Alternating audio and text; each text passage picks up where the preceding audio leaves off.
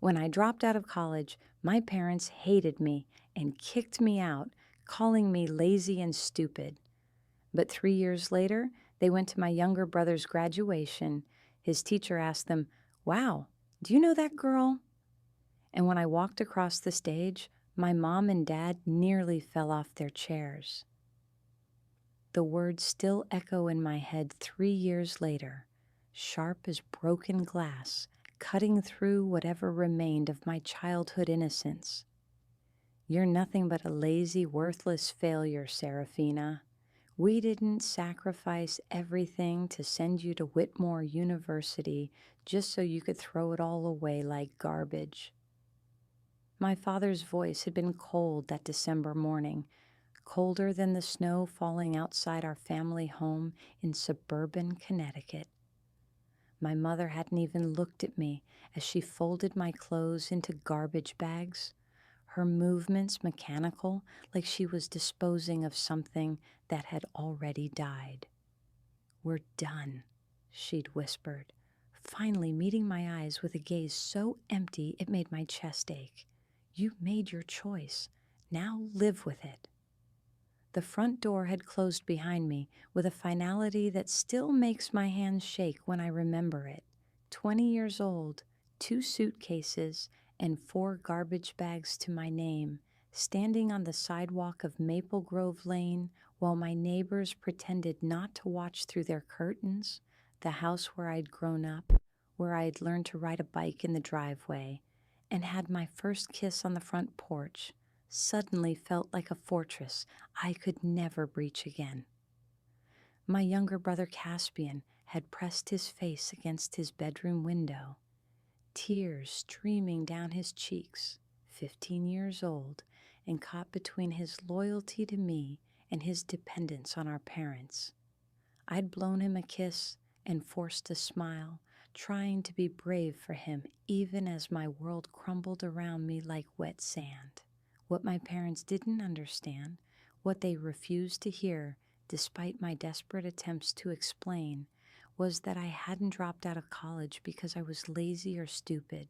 I'd left because staying meant watching my roommate Delilah spiral deeper into depression, while everyone around her, including her own family, pretended everything was fine. I'd left because the night I found her unconscious in our dorm bathroom, surrounded by empty pill bottles, I realized some things mattered more than maintaining a perfect grade point average. The ambulance had arrived just in time. Delilah survived, but barely, and while she fought for her life in the intensive care unit, her parents were more concerned about keeping the incident quiet than understanding why their daughter had felt so hopeless she'd tried to end her life. The college administration offered me counseling services and academic accommodations, but what I needed was time to process what I'd witnessed, time to figure out how to live in a world where people could disappear so easily while others looked the other way. When I tried to explain this to my parents during that terrible phone call in November, my mother had cut me off mid-sentence. "Everyone has problems, Serafina. That doesn't mean you abandon your responsibilities and throw away your future. You're just making excuses because you can't handle the pressure." My father's response had been even more brutal. "We didn't raise you to be a quitter. If you can't handle college, how do you expect to handle the real world? You're embarrassing this family." The real world, as it turned out, was both harsher and more beautiful than anything I'd learned in a lecture hall. That first winter, after they kicked me out, was the hardest period of my life. I'd found a tiny studio apartment above a bakery in downtown Hartford, surviving on my savings from summer jobs and whatever work I could find. The apartment was barely larger than my former dorm room, with a kitchen that consisted of a hot plate and a mini refrigerator. But it was mine. The bakery owner, an elderly woman named Cordelia Thorne, had taken pity on me that first day when she'd found me crying on the stairs leading to my apartment. She was nothing like the grandmothers in sentimental movies, all warm cookies and gentle advice. Cordelia was sharp-tongued and demanding, with steel gray hair pulled back in a severe bun and eyes that seemed to see straight through whatever facade you tried to present. "Stop sniveling," she'd said bluntly, studying my tear-streaked face with clinical assessment. "Crying never baked a loaf of bread or paid a rent check. You want to work or you want to feel sorry for yourself?" I'd chosen work, 4:30 in the morning, 6 days a week, learning to knead dough and shape croissants, to read the subtle signs that determined whether bread would rise properly or collapse into dense, inedible disappointment. My hands, which had once been soft and manicured for college social events, became calloused and flour-stained. My back ached from lifting 50-pound bags of flour. My feet swelled from standing on concrete floors for 12-hour stretches. But something magical happened in that warm, yeast-scented kitchen as I learned to transform simple ingredients into something nourishing and beautiful. I began to understand that there were many different ways to create meaning in life. College had taught me to analyze and criticize, to dissect literature and historical events until their component parts lay exposed like butterfly specimens pinned to corkboards. Working in the bakery taught me to build something new with my hands, to trust my instincts, to find satisfaction in the immediate feedback of customers' faces lighting up when they bit into a fresh croissant. Cordelia was a demanding teacher, quick to point out when my technique was sloppy or my timing off. "Baking is chemistry and art combined," she'd explain while showing me how to achieve the perfect lamination in puff pastry. "There's no room for laziness or self-pity. The dough doesn't care about your feelings. Either you respect the process or you fail." Gradually, she began sharing fragments of her own story.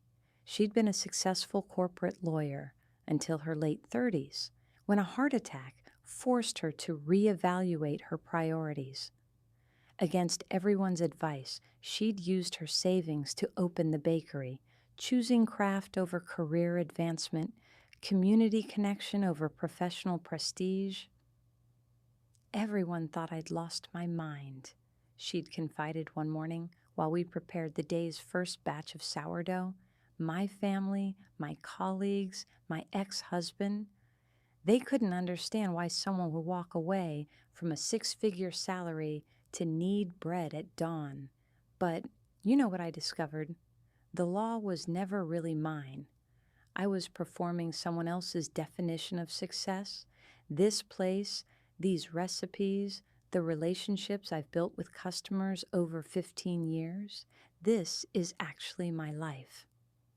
Her words resonated deeper than any college philosophy course. I began to understand that my parents' anger wasn't really about my academic failure. It was about my refusal to follow the predetermined script they'd written for my life. Their daughter was supposed to graduate summa cum laude, attend law school or medical school, marry someone from an appropriate family, and produce grandchildren who would carry on their vision of respectability and success. My decision to leave college hadn't just disappointed them. It had challenged their fundamental understanding of how the world should work. In their minds, success was linear and quantifiable. You followed the rules, checked the appropriate boxes, and life rewarded you with security and social status. My choice to prioritize emotional authenticity over academic achievement was incomprehensible to them, threatening to their carefully constructed worldview. The silence from my family during those first months was deafening. I'd written letters that went unanswered, left voicemails that weren't returned. My mother had blocked my phone number. My father had changed their email address. Only Caspian maintained any contact, sneaking messages through social media when our parents weren't monitoring his online activity. "They talk about you like you're dead," he'd typed in a message that made my heart clench. Mom cries sometimes when she thinks no one is watching, but then Dad says something about not enabling failure and she gets angry again. "I miss you so much, Sarah. When are you coming home?" Home. The word had lost its meaning. The house on Maple Grove Lane might have been where I'd grown up, but it no longer felt like a place where I belonged. Home, I was learning, wasn't necessarily where you came from. Sometimes it was what you built from scratch, brick by brick, choice by choice. My real education began in that little apartment above the bakery. I learned to budget carefully, stretching every dollar until it screamed. I learned to cook simple, nutritious meals on a hot plate. I learned to mend my own clothes and negotiate with landlords and navigate the bureaucracy of adult life without parents to fall back on. Most importantly, I learned that I was stronger than anyone, including myself, had ever imagined. The bakery became my classroom, and Cordelia became the mentor I hadn't known I needed. She introduced me to her suppliers, teaching me about ingredient sourcing and cost management. She showed me the business side of small enterprise ownership, explaining profit margins and customer retention strategies. When the evening shift supervisor at a nearby restaurant quit unexpectedly, she recommended me for the position. "Serafina has excellent work ethic and learns quickly," she'd told the hiring manager over the phone. "She's reliable, responsible, and not afraid of hard work. Give her a chance." The restaurant job doubled my income and expanded my understanding of the food service industry. I learned to coordinate kitchen operations during dinner rushes, to manage inventory, to handle difficult customers with grace and professionalism. The executive chef, a temperamental but talented man named August Pemberton, recognized something in me that I was only beginning to recognize in myself. "You have instincts," he'd observed during a particularly busy Saturday night when I had successfully managed 3 cooking stations while 2 other staff members were out sick. "You see the whole picture, not just your assigned tasks. That's rare." Auguste began teaching me advanced cooking techniques during slow afternoon hours, showing me how to break down whole chickens efficiently, how to make perfect mother sauces, how to balance flavors in complex preparations. Unlike my college professors, who dealt in abstract concepts and theoretical frameworks, Auguste provided immediate, practical feedback. Either the sauce was properly seasoned or it wasn't. Either the proteins were cooked to the correct temperature or they weren't. There was a clarity in professional kitchen work that I'd never found in academic environments. As my skills improved, Auguste offered me additional responsibilities and corresponding pay increases. By the end of my second year away from college, I was working as his sous chef, managing a team of 6 cooks and earning more money than many of my former college classmates would make in their first post-graduation jobs. But success in the restaurant industry came with its own challenges. The hours were brutal, often requiring me to work doubles that stretched from morning prep through late-night cleanup. The physical demands were intense, standing for 15-hour shifts in sweltering kitchen conditions. The pressure was relentless, with no room for mistakes when feeding hundreds of customers per night. Still, I thrived in that environment in ways I'd never thrived in academic settings. There was something deeply satisfying about creating beautiful, delicious meals that brought people joy in immediate, tangible ways. When I'd see customers' faces light up as they tasted dishes I'd helped prepare, I felt a sense of purpose that had been missing during my college years. My personal life, however, remained complicated. The demanding schedule left little time for social relationships, and the few friendships I'd maintained from high school had withered under the weight of geographic distance and lifestyle differences. My former friends were posting photos of sorority formals and spring break trips to Europe while I was learning to fillet fish and perfect my knife cuts. The isolation was sometimes overwhelming, especially during holidays when the restaurant was closed and I found myself alone in my small apartment while families gathered around dinner tables across the country. Christmas of my second year away from college was particularly difficult.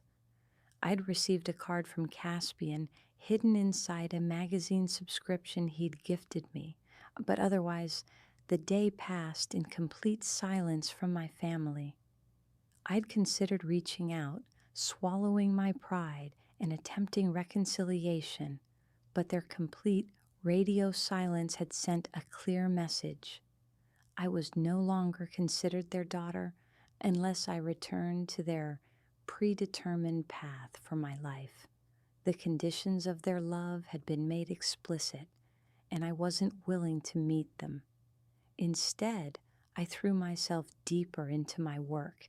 I started experimenting with fusion cuisine, combining techniques I'd learned from Auguste with flavors inspired by the diverse community surrounding the restaurant. My innovations caught the attention of food bloggers and local media outlets who began featuring our restaurant in articles about Hartford's emerging culinary scene. The recognition was gratifying, but it also intensified my awareness of the gap between my current reality and my parents' expectations. They had always dreamed of being able to brag about their daughter's achievements to friends and neighbors.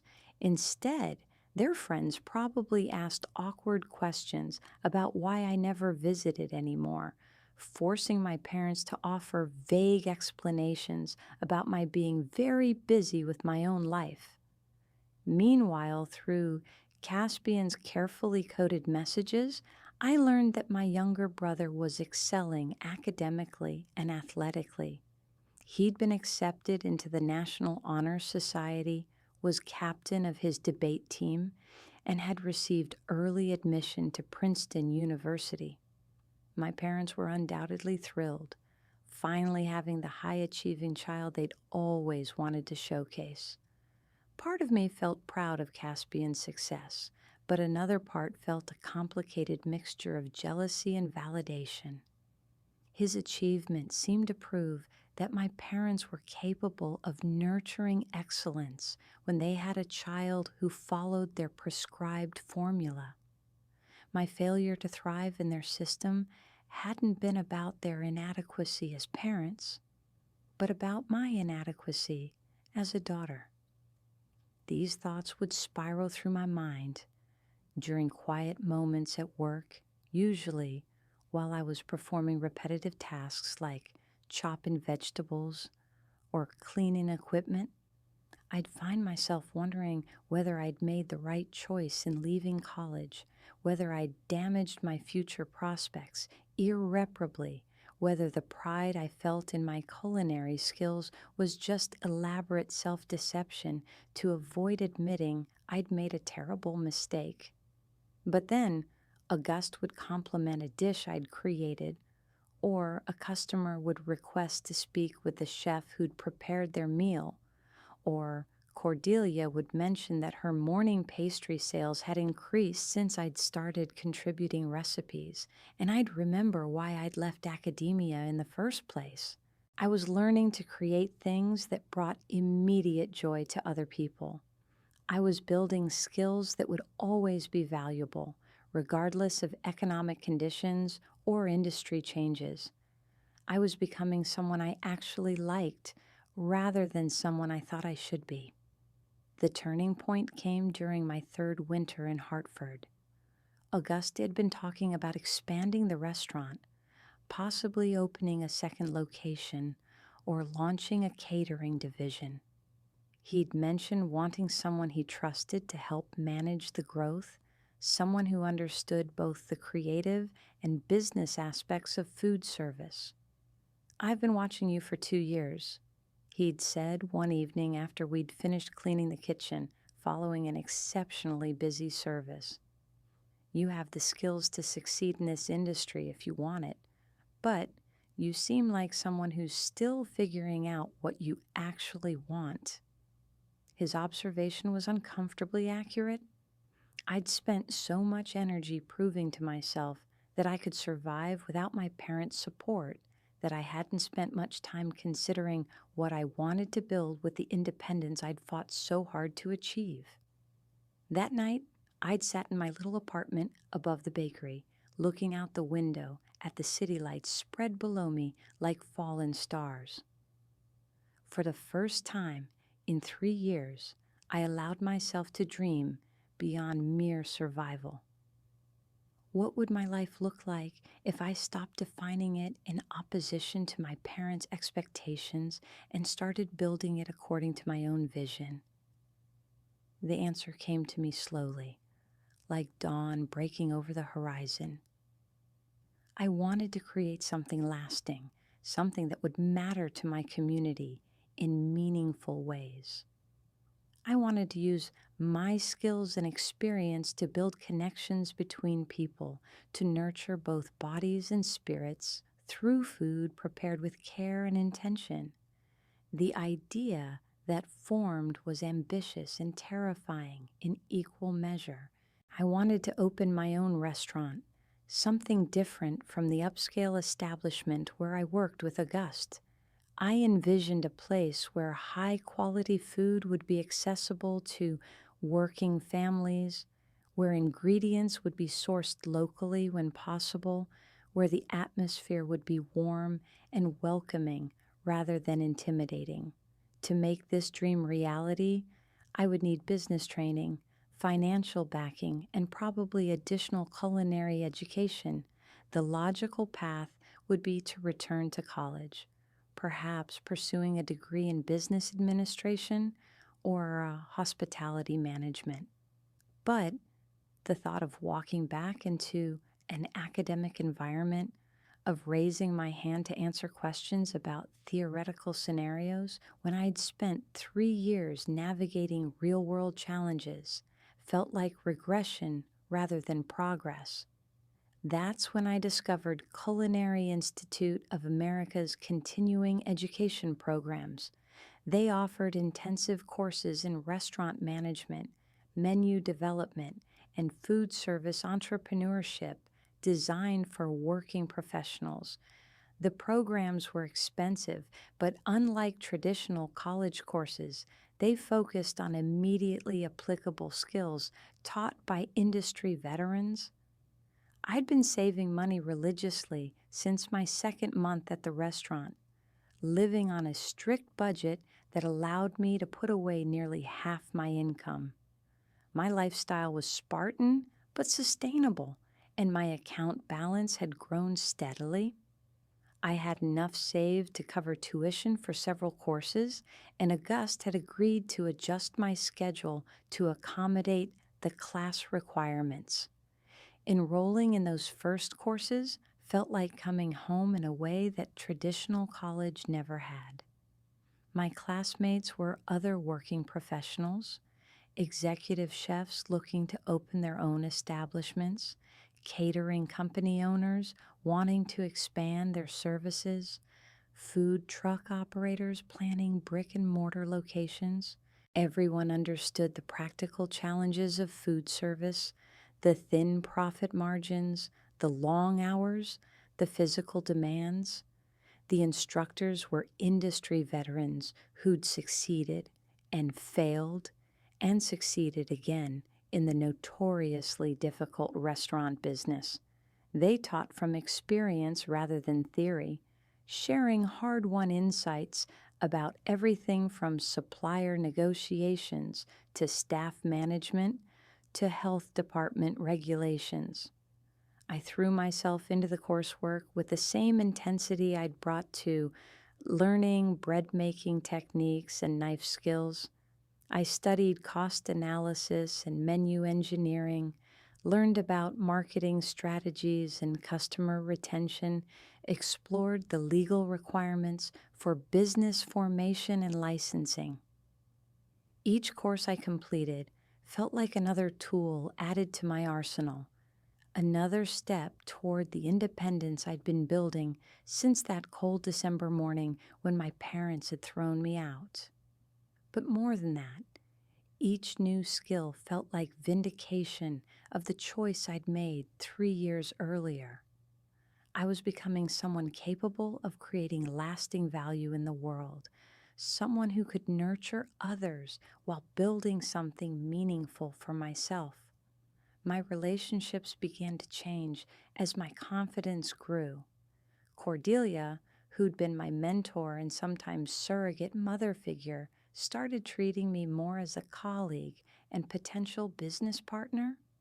We discussed the possibility of expanding her bakery to include a lunch menu, perhaps collaborating on a venture that would combine her established customer base with my restaurant experience.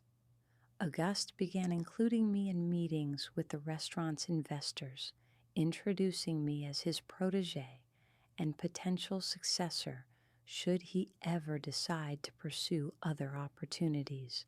The recognition from someone I respected so deeply was intoxicating, proof that I'd successfully transformed myself from the uncertain college dropout who'd arrived in Hartford with nothing but determination.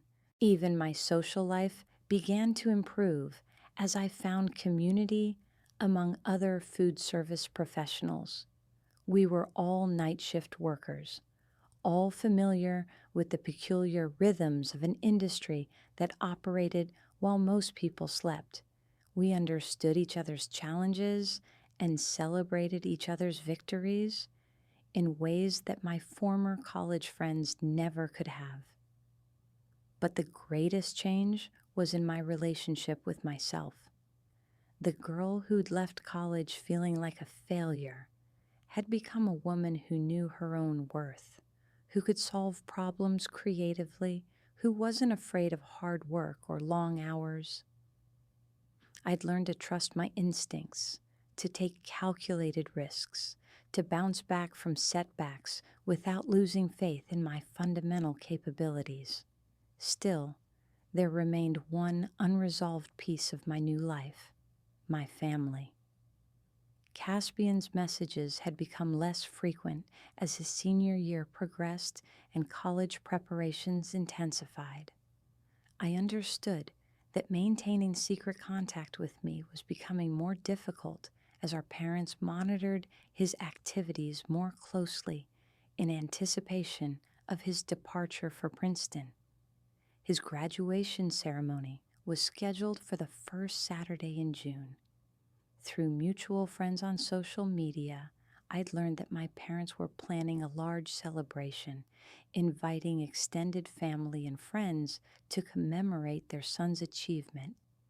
It would be the kind of gathering they'd once dreamed of hosting for me, the kind of proud parent moment I'd denied them through my choices. I'd been considering whether to reach out, whether to attempt some kind of reconciliation in honor of Caspian's milestone. But every time I imagined that conversation, I could hear my father's voice calling me lazy and worthless, could see my mother's empty gaze as she'd packed my belongings into garbage bags. 3 years had passed since they'd made their position clear. I was no longer their daughter unless I returned to their predetermined path for my life. The successful restaurant career I'd built, the skills I'd developed, the community connections I'd formed, None of it would matter to them unless it fit their narrow definition of appropriate achievement. But as June approached and Caspian's graduation drew near, I found myself thinking more and more about the brother I'd barely seen since that terrible December morning. He'd been caught in the middle of our family conflict, forced to choose between loyalty to his sister and peace with his parents. I wondered how that experience had shaped him, whether he resented me for creating the situation that had divided our family. The night before his graduation, I'd made a decision that would change everything, though I didn't realize it at the time. I would attend the ceremony, not to confront my parents or create drama, but simply to witness my brother's achievement from the crowd. I would wear sunglasses and sit in the back, just another anonymous face in the sea of families celebrating their children's accomplishments. What I didn't anticipate was how much I had changed in those 3 years, how different I would look to people who remembered the uncertain college dropout who'd left home in disgrace. The hard work had transformed my body, making me leaner and stronger. The confidence I developed had changed my posture, my way of moving through the world. The experience of succeeding on my own terms had altered something fundamental in my presence that would make me almost unrecognizable to people who'd known me before. As I prepared for the graduation ceremony that would reunite me with my family for the first time in 3 years, I had no idea that I was about to discover just how much I had changed, and how much my parents' perception of success was about to be challenged in ways they could never have anticipated. The morning of Caspian's graduation dawned bright and clear, the kind of perfect June day that seemed designed for celebration and new beginnings. I'd driven the 2 hours from Hartford to our hometown of Millbrook the night before, checking into a modest motel on the outskirts of town to avoid any chance encounters with family, friends, or relatives who might recognize me. Standing in front of the bathroom mirror in that generic motel room, I barely recognized myself. The girl who'd left home 3 years ago had been soft and uncertain, her hands unmarked by real work, her posture reflecting years of academic anxiety and parental disapproval. The woman looking back at me now was someone entirely different. My shoulders were broader from lifting heavy equipment and supplies. My arms were defined from years of whisking, kneading, and stirring. My hands bore the small scars and calluses that marked me as someone who created things with her own labor. But the changes went deeper than physical transformation. There was something in my eyes that hadn't been there before, a quiet confidence born of knowing I could handle whatever challenges life presented. I'd survived complete rejection from the people who were supposed to love me unconditionally. I'd built a career from nothing, earned respect from demanding mentors, created value in my community through my own efforts. Whatever happened at today's ceremony, I would remain whole. I chose my outfit carefully, a simple black dress that was elegant but not attention-grabbing, paired with a light cardigan and comfortable flats. I wanted to blend into the crowd of families, to observe without being observed. My hair, which I now wore shorter and more professional than the long, uncertain style of my college years, was pulled back in a neat bun. Large sunglasses would help disguise my face from anyone who might remember the girl I used to be. The drive to Millbrook High School took me through neighborhoods I'd explored countless times during my teenage years. Every street corner held memories, the park where Caspian and I had played as children, the ice cream shop where our parents had taken us to celebrate good report cards, the library where I'd spent countless hours reading while other kids played sports or went to parties. It was strange how little the town had changed in 3 years. The same businesses lined Main Street, the same houses displayed the same careful landscaping, the same sense of quiet prosperity and conventional success permeated every block. This was the world my parents had worked so hard to establish themselves in, the community where their definition of achievement made perfect sense. The high school parking lot was already crowded when I arrived, 40 minutes before the ceremony was scheduled to begin.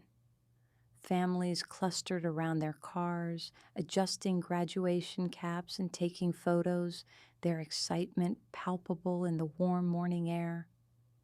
I parked near the back of the lot and sat for a moment, watching these familiar rituals of celebration and pride. Through my windshield, I could see other parents from Caspian's class, people I'd known since childhood, but hadn't seen since leaving for college 4 years earlier. They looked older, more settled, their conversations focused on college plans and future careers for their graduating children. These were my parents' peers, the people whose approval and respect meant everything to them. Walking toward the football stadium where the ceremony would be held, I felt like an anthropologist, observing a culture I'd once belonged to, but no longer fully understood. Everyone seemed to know their role in this ritual, the appropriate expressions of pride and excitement, the proper way to demonstrate parental success through their children's achievements. I found a seat in the top section of the bleachers, far from where I expected my parents to sit. From this vantage point, I could see the entire stadium, the stage where diplomas would be presented, the section reserved for graduating seniors. The program listed nearly 200 graduates, making it unlikely that anyone would notice one additional observer. In the crowd, as the stadium filled with families, I spotted familiar faces from my childhood, neighbors, former teachers, parents of kids I'd known growing up. They all looked prosperous and satisfied, their children's graduation representing the successful completion of their 18-year investment in proper parenting and community involvement. Then I saw them. My parents entered the stadium with the confident bearing of people who belonged, who had every right to be proud on this day. My father wore a dark suit that emphasized his success as a financial advisor, while my mother was elegant in a cream-colored dress and matching jacket.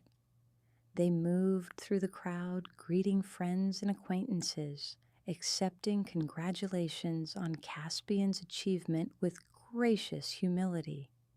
They looked older than I remembered, my father's hair more gray at the temples, my mother's face showing subtle signs of the stress she'd carried over the past 3 years.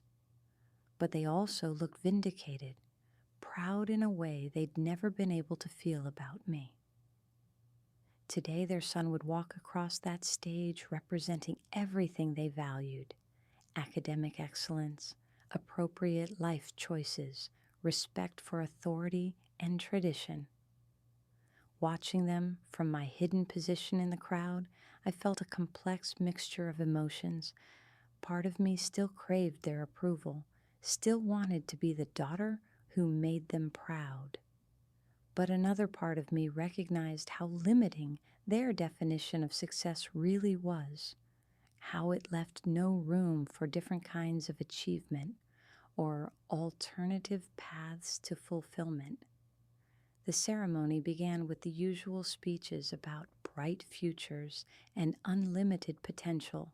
The valedictorian, a girl named Brittany Ashworth, whom I remembered as being fiercely competitive about grades, delivered remarks about the importance of following your dreams while maintaining practical goals.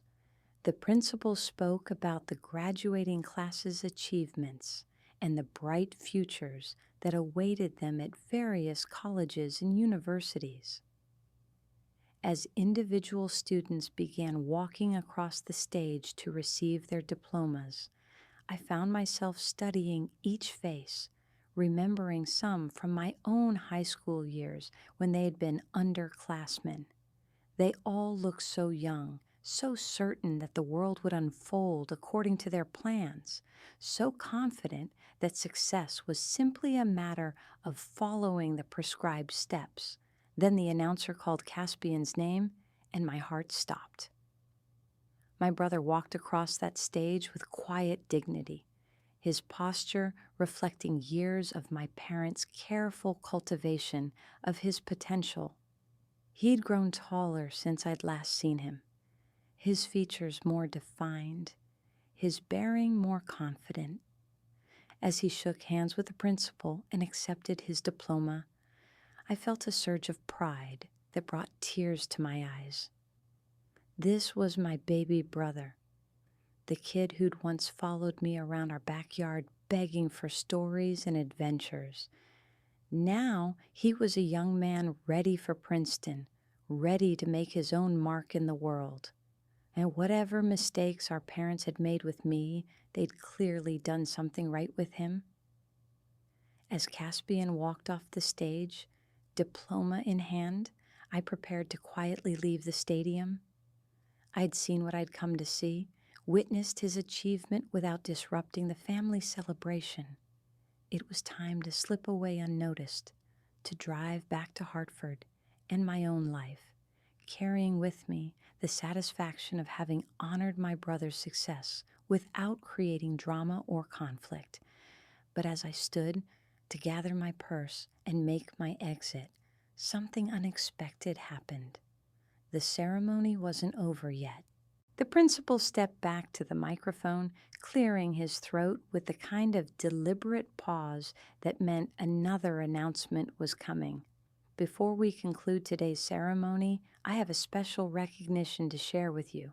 This year's graduating class has been particularly fortunate to have access to an innovative culinary arts program that was launched 3 years ago through a partnership with local industry professionals.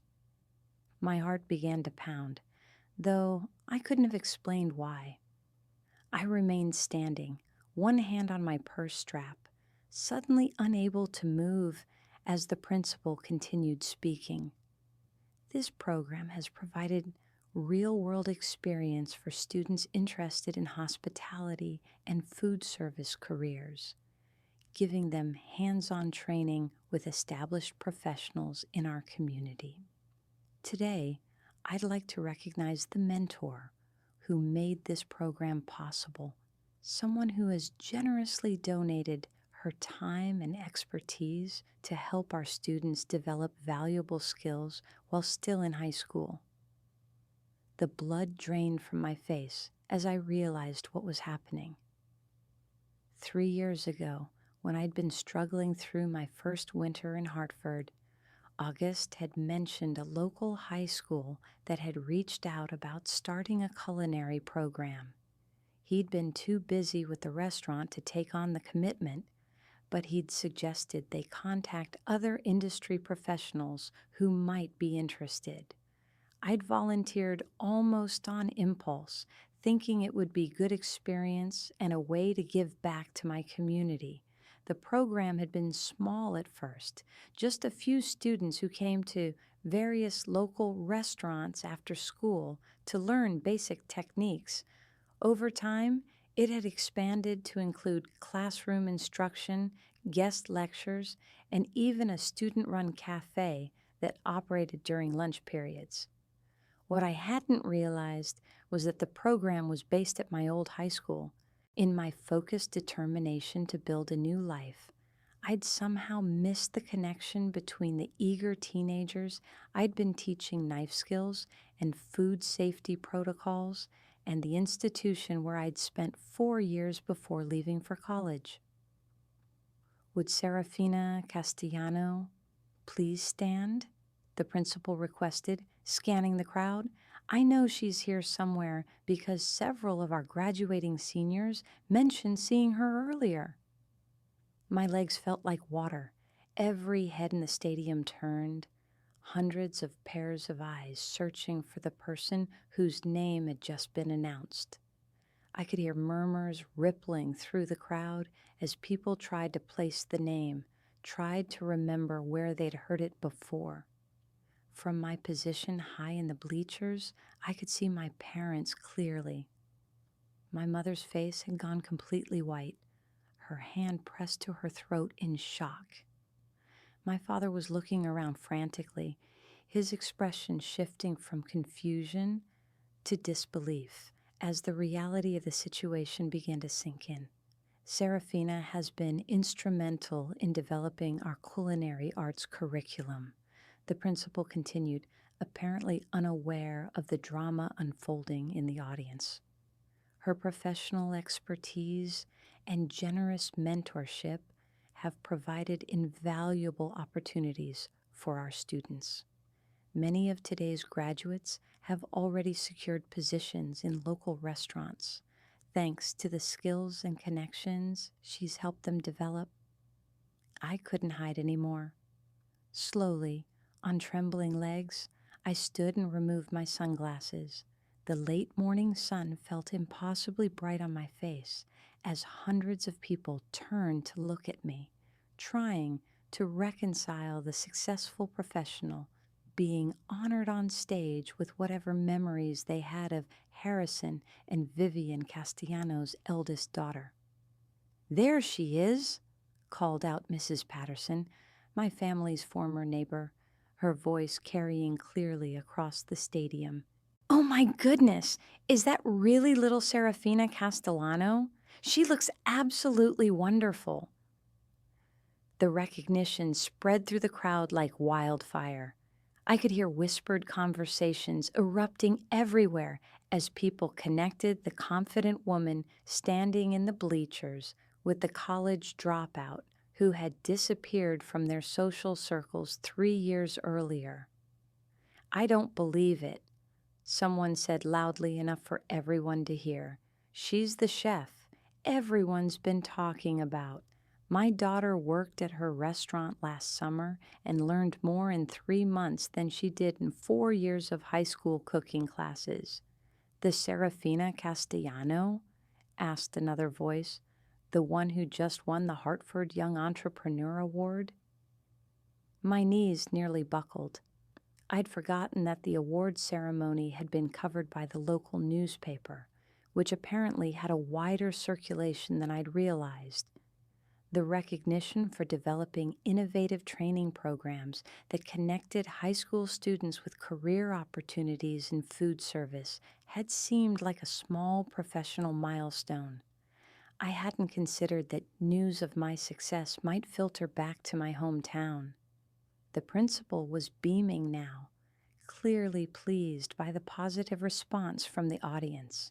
"Indeed, Serafina has built quite a reputation as both a chef and an educator. Would you please come down so we can properly recognize your contributions to our students' success?" The walk down from the bleachers to the stadium floor felt like the longest journey of my life. Every step carried me past families I'd known since childhood, people who were seeing me clearly for the first time in years. Their faces reflected a mixture of surprise, curiosity, and something that looked remarkably like respect. "Serafina!" called out Mr. Henderson, who had taught my high school chemistry class. "I always knew you had it in you. The way you approached lab experiments was like watching someone who understood the art of combining elements to create something new." Mrs. Rodriguez, my former English teacher, was wiping tears from her eyes. "You look absolutely radiant, dear. There's something about you now that's so confident, so purposeful. You found your calling, haven't you?" As I made my way toward the stage, I passed the section where my parents were sitting. My mother was crying openly now, her carefully applied makeup running down her cheeks. My father looked like he'd been struck by lightning, his usual composure completely shattered. "Serafina?" my mother whispered as I walked past their row. Her voice was barely audible, filled with wonder and disbelief. "Is that really you?" I paused for just a moment, meeting her gaze directly for the first time in 3 years. "Hello, Mother," I said quietly, my voice steady despite the emotional tsunami crashing through my chest. She started to rise from her seat, but I shook my head gently. "After the ceremony," I said, "this is Caspian's day." The principal was waiting for me on the stage, along with the school's guidance counselor and several other administrators I didn't recognize. As I climbed the steps, I could feel the weight of hundreds of stares, but for the first time in my life, the attention didn't make me want to disappear. These people were seeing me as I really was now, someone who had created value, who had built something meaningful, who had contributed to her community in ways that mattered. "Ladies and gentlemen," the principal announced as I joined him at the podium, "Serafina Castellano, executive chef at Hartford's award-winning Riverside Kitchen, founder of the Young Culinary Professionals Mentorship Program, and the driving force behind our own culinary arts initiative." The applause was thunderous, but what struck me most was its genuine warmth. These weren't polite congratulations offered out of social obligation. This was recognition from people who understood the value of what I'd accomplished, who respected the path I'd chosen despite its unconventional nature. "When we first contacted Ms. Castellano 3 years ago," the principal continued, "we were hoping to find someone who could teach our students basic cooking skills. What we found instead was an educator who understood that culinary arts could be a pathway to so much more, to creativity, to entrepreneurship, to building connections within the community." He turned to me with a smile. "Would you like to say a few words to our graduates?" I hadn't prepared for this moment, hadn't imagined I would ever be standing on a stage in my hometown, being celebrated for choices that had once made me an outcast. But as I looked out over the crowd, at the graduating students in their caps and gowns, at the families beaming with pride, at my own parents sitting in stunned silence, I knew exactly what I wanted to say. 3 years ago, I began, my voice carrying clearly through the stadium's sound system, I left college because I realized that success isn't always about following the path others have laid out for you. Sometimes it's about having the courage to create your own path, even when that means disappointing people you love. I could see my parents from the stage, could watch my father's face as he processed my words. His expression was shifting from shock to something that might have been understanding, or at least the beginning of it. The students I've had the privilege of working with through our culinary program have taught me something invaluable. There are many different ways to build a meaningful life. Some of you will go to college and find your calling in traditional academic fields. Others might discover, as I did, that your passion lies in creating something with your hands, in feeding people, in building community through service. The graduates were listening intently, their young faces reflecting a mixture of excitement and uncertainty about their futures. I remembered that feeling so clearly. The pressure to make the right choices, the fear of disappointing people who had invested in your success. Whatever path you choose, I continued, remember that real success isn't about meeting other people's expectations. It's about finding work that matters to you, that uses your talents in service of something larger than yourself, that allows you to contribute meaningfully to the world around you. I paused, looking directly at the section where my parents sat, and remember that sometimes the people who love you most need time to understand your choices. Be patient with them, but don't let their fear prevent you from becoming who you're meant to be. The applause that followed felt different from any recognition I'd ever received. It wasn't just appreciation for my words, but acknowledgement of the journey they represented. These people understood that I'd paid a price for the success they were celebrating, that the confident woman on the stage had emerged from struggle and rejection.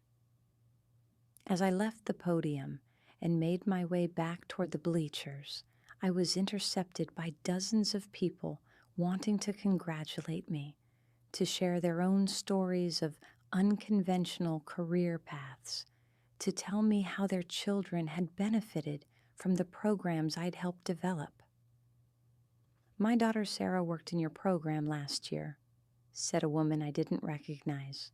She's starting culinary school in the fall, and she says you changed her life by showing her that cooking could be both an art and a profession. My son Marcus was struggling academically until he joined your after-school program, added another parent. Working with food gave him confidence he'd never had before. He's planning to study hospitality management now.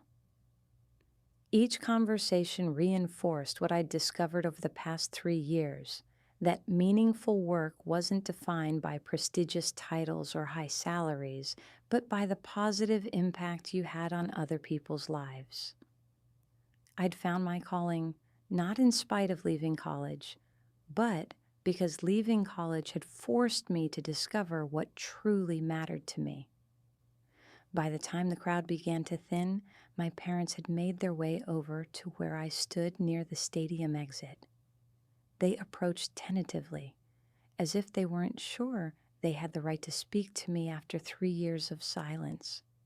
Up close, I could see how much they'd aged. The stress lines around my father's eyes were deeper, my mother's hair showing more gray than I remembered. But there was something else in their faces now, a vulnerability I'd never seen before, as if the confident assumptions that had guided their parenting had been fundamentally shaken. "Serafina," my mother said softly, her voice thick with emotion, "we had no idea. All this time, you've been successful." My father finished, the words seeming to stick in his throat. "You've been successful, and we didn't even know." Caspian appeared at their side, still wearing his graduation cap, his diploma clutched in his hand. He looked between our parents and me with an expression of hope mixed with apprehension. "I tried to tell them," he said quietly, "about the articles in the newspaper, about the awards you were winning, but they wouldn't listen. They said you were probably just washing dishes somewhere, that we shouldn't waste time thinking about your mistakes." The hurt in his voice made my chest ache. My brother had spent 3 years caught in the middle of this family rupture, forced to choose between loyalty to me and peace with our parents. "I'm sorry," I said, looking directly at all 3 of them. "I'm sorry that my choices created so much pain for this family, but I'm not sorry for the choices themselves." My mother stepped closer, her eyes searching my face as if she was seeing me for the first time. "You look so different," she whispered, "so confident, so complete, like you found exactly where you belong." "I have," I said simply. "It just wasn't where you expected me to find it." My father cleared his throat, his discomfort obvious. The principal mentioned awards and that you own a restaurant? I'm the executive chef and part owner, I corrected.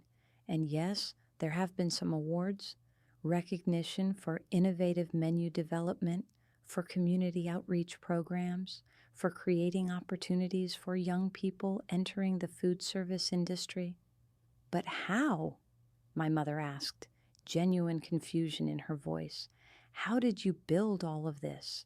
How did you even survive after you left?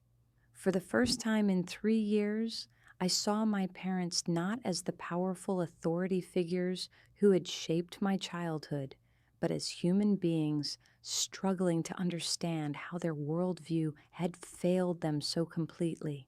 They'd believed that cutting me off would force me to return to their prescribed path. Instead, it had freed me to discover my own. I worked, I said simply. I learned. I made mistakes and fixed them. I found mentors who believed in me and communities that supported me. I built something from nothing because that was the only option I had left. We thought, my father started, then stopped, struggling to find words. We thought we were helping you. We thought if we made it clear that there were consequences for quitting, you'd come to your senses and go back to school. You thought you could control me through fear and rejection, I said, not unkindly, but with complete honesty. What you actually did was force me to discover that I was stronger than any of us realized. The silence that followed was heavy with 3 years of accumulated hurt and misunderstanding, but it was also pregnant with possibility, with the chance for something new to emerge from the ruins of our old family dynamic. Can you forgive us? My mother asked finally, tears streaming down her face. Can you forgive us for being so wrong about everything? I looked at these 3 people who had once defined my entire world, the parents whose approval I'd craved desperately, the brother whose love had sustained me through the darkest moments. They were flawed, as all parents are. They'd made decisions based on fear rather than faith, control rather than trust. But they were also here now, willing to admit their mistakes, ready to see me as I actually was, rather than who they'd wanted me to be. There's nothing to forgive, I said, surprising myself with the truth of it. You did what you thought was right with the information you had, but now you have new information. The question is, what are you going to do with it? My father stepped forward, his hand extended hesitantly. We'd like to start over, he said, his voice rough with emotion. If you'll let us, we'd like to get to know the woman you've become. I looked at his outstretched hand, remembering all the times in my childhood when he'd offered similar gestures of connection, only to withdraw them when I failed to meet his expectations. But this felt different. This time, he was reaching out not to the daughter he'd wanted me to be, but to the person I actually was. I took his hand, and for the first time in 3 years, felt like I was truly coming home. I like that, I said, but I need you to understand that I won't be changing my life to fit your vision of what success should look like. This is who I am now. This is the life I've built. If you want to be part of it, you'll need to accept it on my terms. We understand, my mother said quickly. We want to be part of your life exactly as it is. We want to see your restaurant, meet your colleagues, understand the work you do. We want to learn about the daughter we lost because we couldn't see past our own expectations.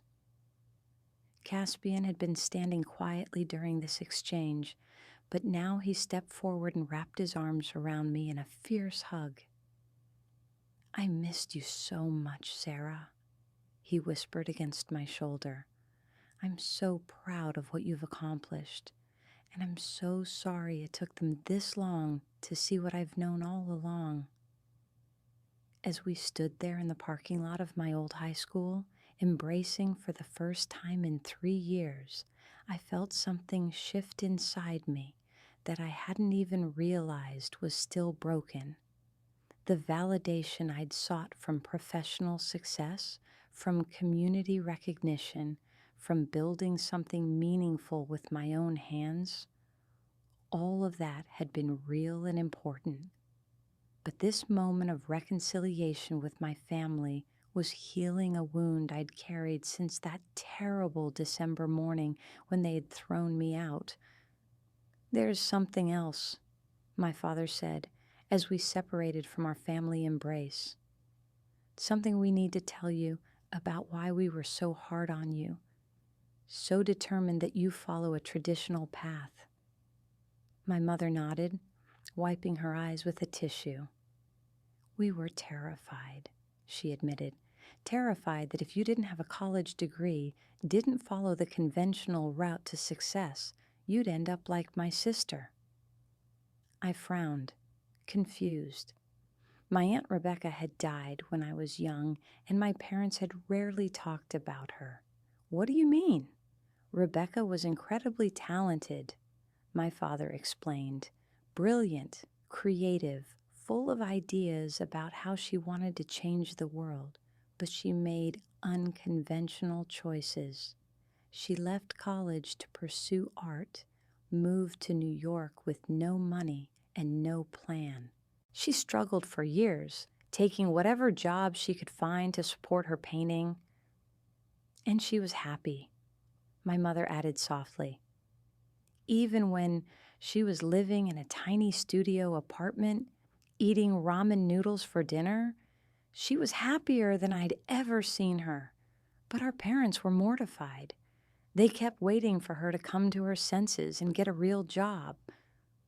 What happened to her? I asked, though I was beginning to understand where this story was leading. She got sick, my father said quietly. Cancer. And because she'd never had health insurance, because she'd spent years without stable employment, she couldn't get the treatment she needed. She died at 28, still believing her art would eventually support her. The weight of this revelation settled over me like a heavy blanket. My parents' rigid insistence on conventional success hadn't been about controlling me or limiting my potential.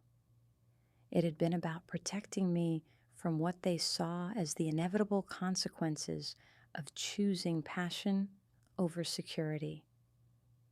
We couldn't bear the thought of losing another daughter to unrealistic dreams, my mother whispered, so we tried to force you into a safer path, one that would guarantee you'd always have insurance, always have security, always have a way to take care of yourself. I understood now why my leaving college had triggered such extreme reactions from them. In their minds, I wasn't just making a different choice. I was recreating the circumstances that had led to their daughter's death. But I'm not Rebecca, I said gently, and this isn't 1985. I've built a sustainable career, one that provides both financial security and personal fulfillment. I have health insurance, retirement savings, and a business that continues to grow. I achieved security by following my passion, not by abandoning it. My father nodded slowly, as if he was finally beginning to understand the difference.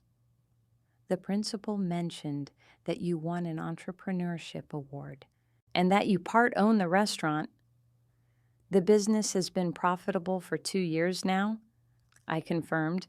We're actually planning to open a second location next year, and the mentorship program has expanded to include 3 other school districts. You've built an empire, Caspian said with obvious pride, and you did it by helping other people achieve their dreams too. As we talked more about my career, my goals, and the life I'd created in Hartford, I watched my parents' understanding evolve in real time. They were beginning to see that success could take many different forms, that security and passion weren't mutually exclusive, that their daughter had found a way to build exactly the kind of life they'd wanted for her, just not in the way they'd expected. "We'd like to see it," my mother said finally. "Your restaurant, your life in Hartford. Would you, would you be willing to show us?" The invitation felt like a bridge being built between the life I'd created and the family I'd thought I'd lost forever.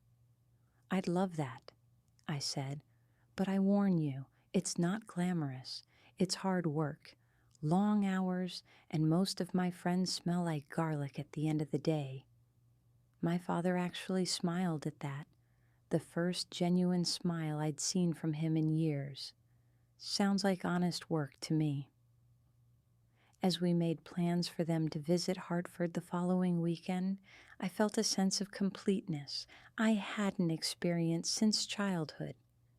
The success I'd built professionally was deeply satisfying, but having my family witness and understand that success added a dimension of joy I hadn't even realized I was missing. "There's one more thing," Caspian said as we prepared to part ways. "I start at Princeton in the fall, but I've been thinking about taking a gap year, maybe working in your restaurant, learning the business side of what you do." My parents looked alarmed at this suggestion, their old fears about unconventional choices clearly surfacing. But I could see them making an effort to stay open, to trust that perhaps their children knew something about their own paths that parents couldn't predict. "College will still be there in a year," I said carefully, "and practical experience in business management could be valuable regardless of what career you ultimately choose. But it has to be your decision, not something you're doing to prove a point or rebel against expectations." "It's not rebellion," Caspian said firmly. "It's curiosity. I want to understand how you did it, how you built something so meaningful from nothing. I want to learn those skills whether I end up in business or law or medicine." My mother surprised me by nodding. "That actually makes sense," she said slowly. "Real-world experience to complement academic learning." "And we'd get to spend more time together," my father added, his voice soft with something that sounded like hope. "Getting to know each other again." As the sun set over Millbrook High School and families finished their graduation celebrations, we made our way back to our cars with plans to continue this conversation over dinner. For the first time in 3 years, I would be eating a meal with my parents, sharing stories of my life, and learning about theirs. Walking to my car, I reflected on the strange turns that had brought us to this moment. 3 years ago, I'd been a college dropout with nothing but determination and a willingness to work hard. Today, I was a recognized professional, a mentor to young people, a successful entrepreneur who had built something meaningful from the ground up. But more than that, I was finally free from the need to prove myself to people who couldn't see my worth, free from the fear that love was conditional on meeting others' expectations, free to build relationships based on mutual respect rather than parental authority. The girl who had left home in disgrace had become a woman who could return home on her own terms, offering her family the gift of knowing who she really was and what she'd accomplished. The circle was complete, but it was a larger circle now, one that included the life I'd built for myself and the community I'd created beyond my family's walls. As I drove back toward Hartford that evening, with plans to return the following weekend with my parents in tow, I felt a profound sense of gratitude for the journey that had brought me here. Sometimes the worst thing that happens to you really does lead you exactly where you need to be, not despite the pain it causes, but because of the strength you discover in surviving it.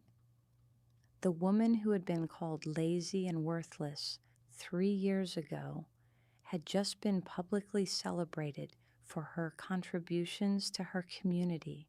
The daughter who had been rejected for refusing to follow her parents' prescribed path had found her way back to them as an equal, someone whose choices they could finally respect even if they couldn't fully understand them. The road ahead was uncertain, as all roads are, but it was mine to travel, and now, for the first time in 3 years, I wouldn't be traveling it alone.